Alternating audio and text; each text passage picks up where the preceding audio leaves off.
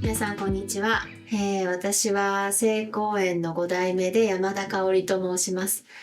伝統的な盆栽の継承者でもあるんですけれども、私はより広く、例えばより、そうですね、女性の方ですとか、あの、若い方にももう少し気軽に盆栽を楽しんでいただきたいなと思いまして、雑賀流の盆栽という、流儀が、私の父が、創始しましたので、そちらを継承しまして、活動をしています。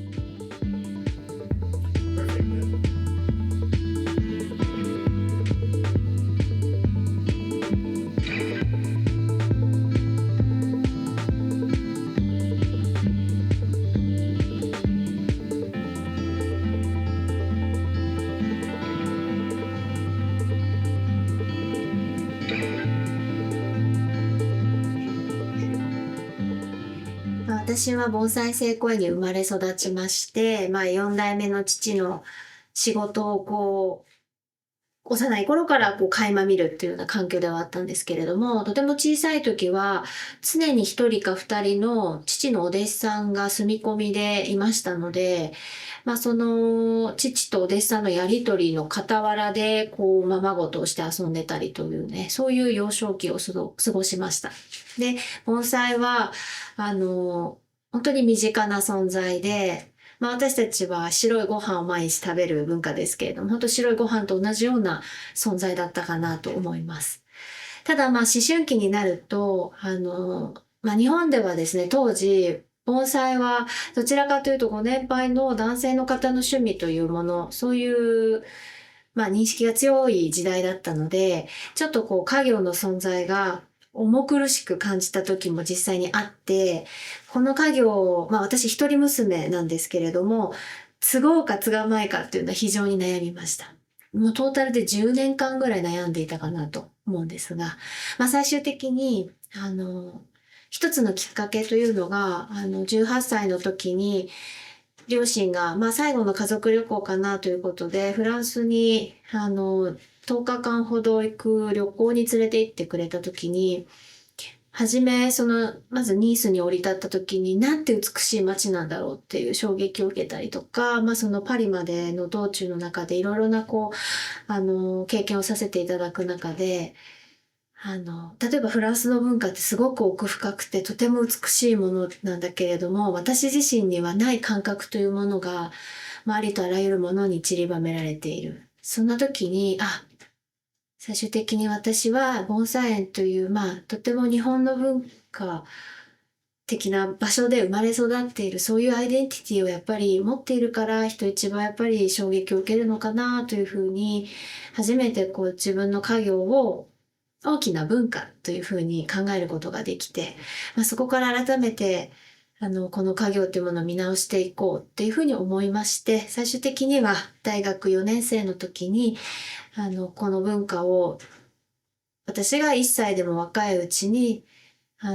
活動をして広めていくっていう活動に従事して、それによって盆栽の間口を広げていきたいと、そういうふうに思って、この仕事に入りました。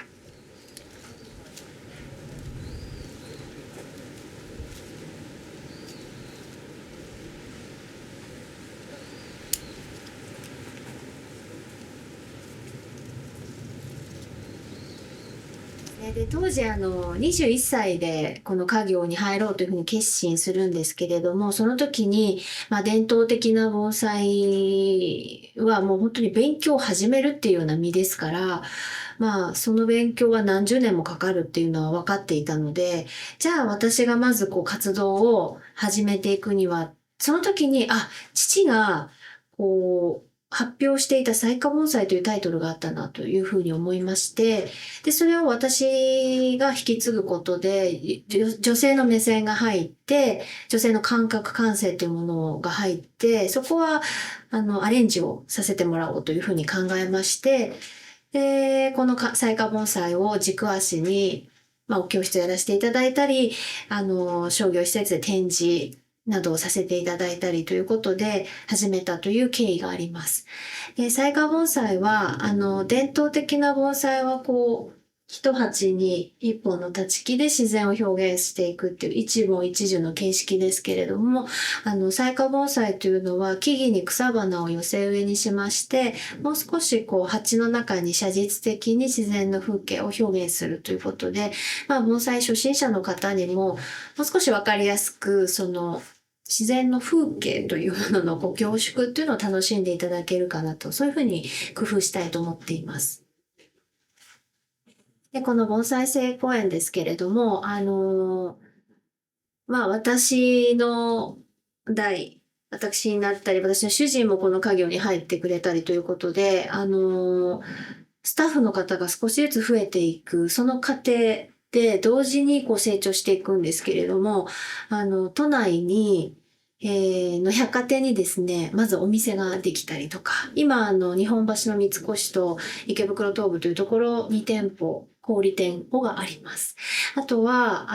彩花盆栽教室としても、一番初めはこの盆栽町にしかなかったんですけれども、今都内に2店舗、3店舗ありまして、埼玉県内にももう1店舗、それから神奈川、千葉に1店舗ずつっていうことで、かなり増やしております。っていうのも、この東京の近郊のこのエリアっていうのは、やっぱり都市部なので、特に日本の場合は、お庭がない住環境とか、あってもとてもスペースが限られるっていう環境もあるので、そういう方にこそですね、鉢の中の盆栽を通じて自然とつながっていただきたいとか、緑のある暮らしをもうリアルに楽しんでいただきたい。それが一番強かったんですよね。ですから、教室っていうのを増やして、より身近にというか、楽しんでいただける環境をご用意したいなと思っています。最後に、もし皆さんが日本にいらっしゃる機会がありましたら、もちろんこの盆栽町の生公園にも来ていただきたいんですけれども、東京都内にも日本橋の三越ですとか、池袋という場所の東武百貨店の中、そして、この春に東京駅に直結している大丸百貨店の中にもお店ができますので、ちょっとした旅の途中にもお立ち寄りいただけるかと思いますので、スタッフ一同楽しみにお待ちしております。どうもありがとうございます。ありがとうございます。